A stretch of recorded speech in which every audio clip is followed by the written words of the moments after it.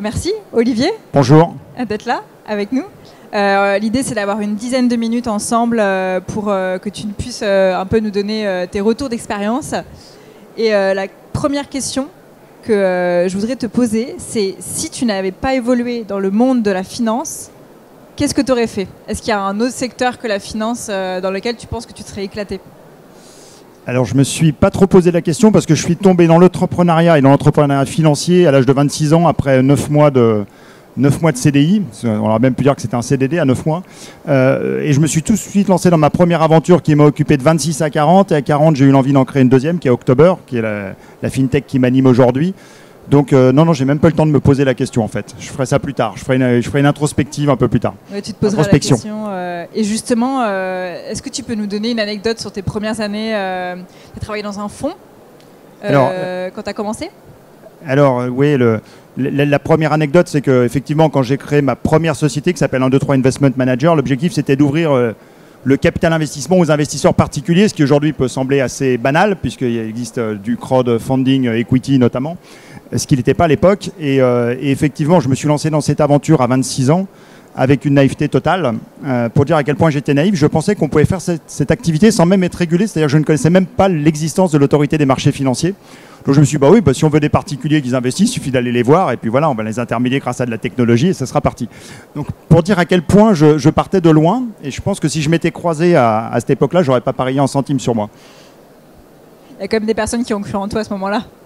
Voilà, par erreur, ils ont cru, et on a vraiment galéré. On s'en a galéré d'abord par notre naïveté au moment de se lancer, et galéré également par le timing. Mais quelque part, ce timing nous a empêché de faire des erreurs, parce qu'on a lancé vraiment notre premier produit, on a ouvert aux clients le 4 septembre 2001, ce qui était le pire timing qu'on puisse imaginer. Mais en même temps, j'ose pas imaginer si on était parti avec de l'argent et des moyens, on aurait tout cramé en très peu de temps probablement. Donc là, on n'avait rien à cramer, donc on a juste souffert, mais ça nous a permis d'apprendre en même temps. Et je crois également me souvenir d'une anecdote sur vos débuts, que vous ayez envoyé je ne sais pas combien de documentation et qu'au final, ça vous a rien rapporté. C'est ça? Alors ça, c'est vrai. C'était en fait, pour ceux qui se rappellent de Boursorama, la V1 de Boursorama n'était qu'un site d'information financière. Ils ne faisaient pas du tout de la transaction comme ils font aujourd'hui, maintenant qu'ils sont dans le giron de la justement, on est dans la bulle Société Générale, maintenant qu'ils sont dans le giron de la Société Générale.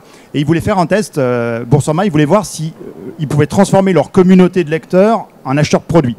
Et donc ils ont dû faire un truc simple, comme ils aimaient bien ce qu'on faisait, ils trouvaait que c'était très original, ils ont dit on va faire un petit formulaire. Et les gens vont s'inscrire, et s'ils aiment votre produit, vous leur enverrez une doc à l'ancienne, par la poste, et puis vous pourrez les faire souscrire. On a ouvert ça le 4 septembre 2001. Entre le 4 et le 11, on a envoyé 30 ou 40 000 plaquettes. J'avais tous mes amis qui étaient mobilisés pour aller à la poste et envoyer de la plaquette. Et sur ces plaquettes, on a eu littéralement 0 retour après le 11 septembre 2001. Vous imaginez bien pourquoi. Et ça a été là a commencé la longue traversée du désert. On va accélérer un peu le temps, on va arriver à vaut mieux si on a 10 minutes, si on est au 4 septembre 2001, au bout de... 2 heures plus tard. Non, est-ce que tu te souviens du premier pitch que tu faisais pour October, qui n'était pas October à l'époque, mais est-ce que tu te souviens du premier pitch que tu faisais? Je m'en rappelle très très bien. Et le premier qu'on a pitché, c'est un fonds qui s'appelle Partech Venture, qu'on a pitché en amont. Et je suis très fier d'un truc, c'est qu'on a ressorti récemment, on a fêté nos 4 ans et on a ressorti le pitch de l'époque qu'on a retrouvé. Et il y a un truc qui est clé, c'est ce qui nous a permis de décoller était écrit dans le pitch. Et ce qui nous a permis de décoller, c'était quoi? C'était dire quand vous montez une plateforme de prêt, donc pour info, pour ceux qui ne nous connaissent pas, on permet à des particuliers et des institutionnels de prêter de l'argent aux entreprises. Il y a un gros problème qui est un problème de poule et d'œuf. Il faut trouver à la fois des entreprises qui veulent emprunter et des gens qui sont prêts à prêter. Et c'est un problème insoluble dans lequel vous cramez du marketing des deux côtés. Et on avait une idée pour résoudre ce problème, et elle était écrite noir sur blanc dans le premier pitch, et c'est parce qu'on a implémenté cette idée, je ne vais pas rentrer dans les détails là, mais qu'on a réussi à décoller. Donc s'il y avait un truc à retenir dans le pitch, il était heureusement là. Qu'est-ce qui était le plus difficile dans l'histoire d'October? D'oser y aller. Parce que si je compare 2 aventures, création d'entreprise, une à 26, une à 40 ans, 26 ans, il y a une énorme force, c'est qu'on ne connaît aucun danger et qu'on n'a rien à craindre. Et cette naïveté vous emmène au bout du monde. À 40 ans, vous avez quand même un peu de vécu professionnel et donc beaucoup de recul sur les choses et donc vous voyez bien les dangers. Donc c'est pas évident de dire voilà, je fais un reset de ma vie professionnelle et j'y vais et je vais peut-être me prendre une grosse claque et ça je le sais. Alors qu'à 26 ans, je n'avais aucune idée de la difficulté qui est devant. Donc c'est ça le plus dur, c'est oser se mettre en abîme et dire allez, c'est pas grave, on tente, on verra bien ce qu'il a de bien, quoi. Tu m'as piqué ma question d'après. Ah bah c'était fait pour. Je vais la tourner autrement.